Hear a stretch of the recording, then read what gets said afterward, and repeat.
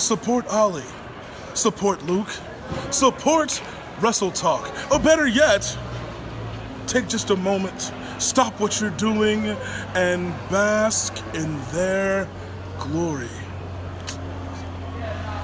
Austin Theory hasn't been seen on Raw since June the 8th, being removed from TV around the same time as the Performance Center's outbreak of COVID-19. Like the other wrestlers who were suddenly missing from Raw and SmackDown, like Apollo Crews and Natalya, it was assumed Theory was also off for virus-related reasons to self-isolate. But since then, everyone has steadily returned to TV. Everyone apart from Theory. Theory's Monday Night Messiah leader, Seth Rollins, told Sporty News Austin was taking time off for personal reasons. Dave Meltzer contradicted this on Twitter though, revealing Theory had actually been quietly suspended by the company, and according to a new report from Meltzer, we now know why. There's an allegation against him and then he disappeared. It's not an injury or anything like that. WWE may go and say he had a car accident. I think that Seth Rollins said that. He used some term like personal reason, and he'll be back, so I presume that it's a Velveteen Dream type of story. WWE have yet to make an official statement on Theory, but that's not the only controversy they have to deal with, because sometimes wrestling fans are dicks. WWE's Thunderdome has been widely praised since its launch on last week's SmackDown, where dystopian futures now feel relatively normal. It also appears to have been behind a ratings boost for SmackDown, where it got its best viewership since the post-WrestleMania episode. But it's not been without its controversies. On SmackDown, this fan was caught on camera sleeping, and Reddit user Carbon Silk Thread revealed when he was part of the test, his feed was kept live during the production meeting, where producers said they would kick and ban anyone from the Thunderdome stream if they were wearing other wrestling merchandise, specifically AEW shirts. Then, at SummerSlam itself, several webcams were changed to static images that read "Fire Velveteen Dream," in response to WWE saying they'd investigated the allegations made against the NXT star and found nothing, despite the accusers coming forward and saying they weren't contacted about the investigation. The Thunderdome cast member behind the Fire Velveteen Dream sign has now revealed on Twitter they got banned for it, and this behaviour only escalated on last night's Raw, with one participant changing their picture to Chris Benoit and another playing a video of a Ku Klux Klan rally during the main event tag match. Given the swift action taken against the Velveteen Dream sign, it's likely these fans will get banned from the Thunderdome too. Quick, WWE commentary team! Interrupt it by claiming a day-old event is only just happening. Breaking news! Roman Reigns made his shock return yesterday at SummerSlam. WWE confirmed that Reigns will be taking on Braun Strowman and champion The Fiend for the Blue Universal title at Sunday's Payback. And according to WrestlingNews.co, he's likely going to win.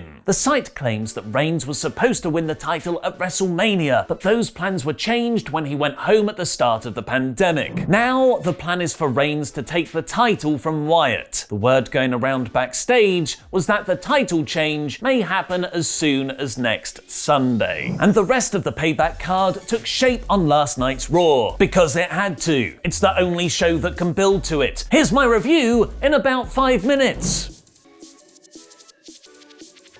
Drew McIntyre opened the show pointing out he beat the guy who was in the greatest wrestling match ever with a wrestling move, ergo, he's now the greatest wrestler. I'm sure that's the end of that. I'll just walk casually up the ramp and pose with my back to the entrance. It's a Randy attack from out of nowhere. Orton punted him twice in the head, which McIntyre stumbled away from after the break. HBK would have just kipped up. The kids these days don't know how to work. Breaking news, the big dog is back. After Nia Jax called Shayna Baszler an Addams Family reject backstage, Shayna came out for a fight against Bayley, which, as was this entire episode's theme because they had an entire pay-per-view card to set up, was more angle than match. We got all our clean finishes at SummerSlam. I'm satisfied for at least a bit. Nia attacked Baszler for the DQ, they brawled a bit, and then suddenly both turned to stare at Bayley and Sasha Banks, which was clunky AF.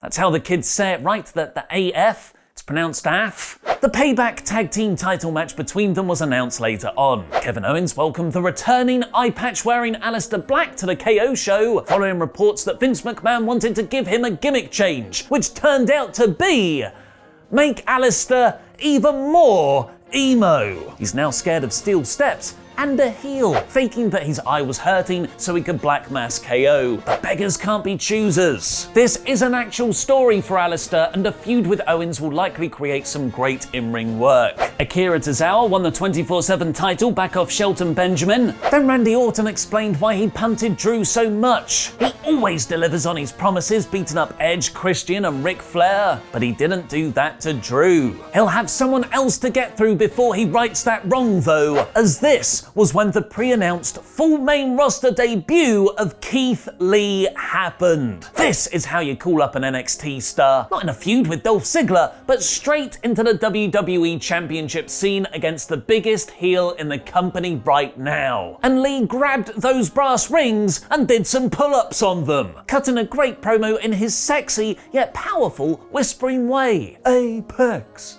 Predator. And Randy must be on board with him too, because he actually worked hard in their match later on, bumping around for Lee in standing release belly to bellies and even letting Keith catch his punch. It's a shame they changed his music and covered up his physique with a vest and very baggy shorts, which seems like classic Vince McMahon tinkering, but let's pick our battles here. Everything else, including the commentary team, put Lee over massively. McIntyre caused the DQ by attacking Randy, which makes sense after the angle earlier, and it also helps set up Lee versus Orton at Payback. Yes, I can't believe that's happening, please let Lee win. And meant nobody had to lose here, which I find perfectly acceptable for a TV match. They did miss a trick though by just having Lee disappear on the DQ. McIntyre should have turned around to Lee tensely staring at his title. You'll totally see this coming though. Randy hit a third punt from out of rage on Drew backstage. Caruso alert! McIntyre might have a skull fracture and is being taken to a local medical facility, giving Keith Lee a revenge angle going into his Payback match with Orton. Breaking news! The big dog is back! The Street Profits versus Angel Garza and Andrade is inexplicably still going on. Garza lost to Montez Ford because Ivar distracted him, picking up Demi Burnett with a turkey leg, and the poisoning angle continued through the Iconics and Zelina Vega taking on the Riot Squad. Yes, that's definitely how I remember the Riot Squad, with all my favourite members, Ruby Riot, Liv Morgan. Their six-woman tag was all about making Bianca Belair look good, which it did. MVP is still trying to recruit Cedric Alexander. He should probably be focusing on the Hurt Business actually winning stuff instead though. Straight out of the Vince McMahon playbook, Apollo Crews beat Bobby Lashley in an arm wrestling contest, adjudicated by Mark Henry to build their US title match at Payback, which made Crews come off a bit like a dick by stamping on Bobby's foot to win. Presumably remembering they had far more success in Raw Underground, unfortunately not renamed as Raw Thunderground now. The Hurt Business showed up there for the first time since declaring they run that joint a month ago, where Bobby defeated Dolph Ziggler, I think because throwing your opponent off the stage area sometimes counts as a victory. Ring out. And then another guy too. It was an awkward tonal shift from sports entertainment arm wrestling. Lashley was shown still beating people up later on, including Cedric, which prompted a brawl with the Viking Raiders. This is nonsense. Mickey James laid out Natalya and Lana in the ring. Sasha Banks took on Asuka in a SummerSlam rematch, but this time with lumberjacks. Come on, it's 2020.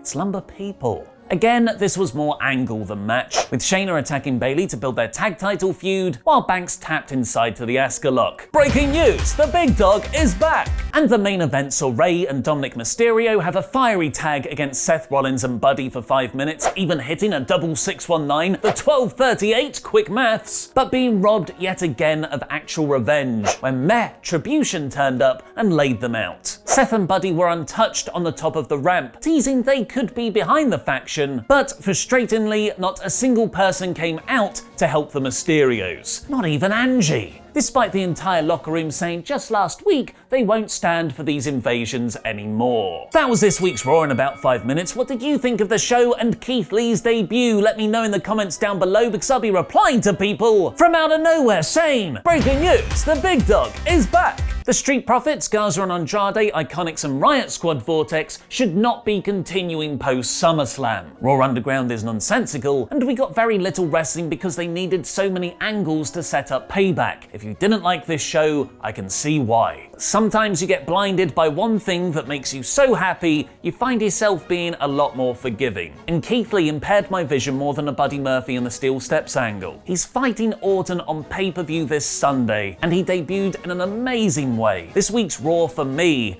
is a 4 out of 5 core. Did Roman Reigns turn heel at SummerSlam? Click the video on the right to find out my take, and click the video below that for our narrative telephone game, Calling Spots on Parts Unknown, where Vince McMahon fights for titles on hoverboards. Also, go over and give Brian Zane's Wrestling with Regret channel a subscribe on YouTube because he's bloody excellent and you should watch everything he makes over there. I've been Ollie Davis, your reigning Quizzlemania champion and vanquisher of FTF from this channel.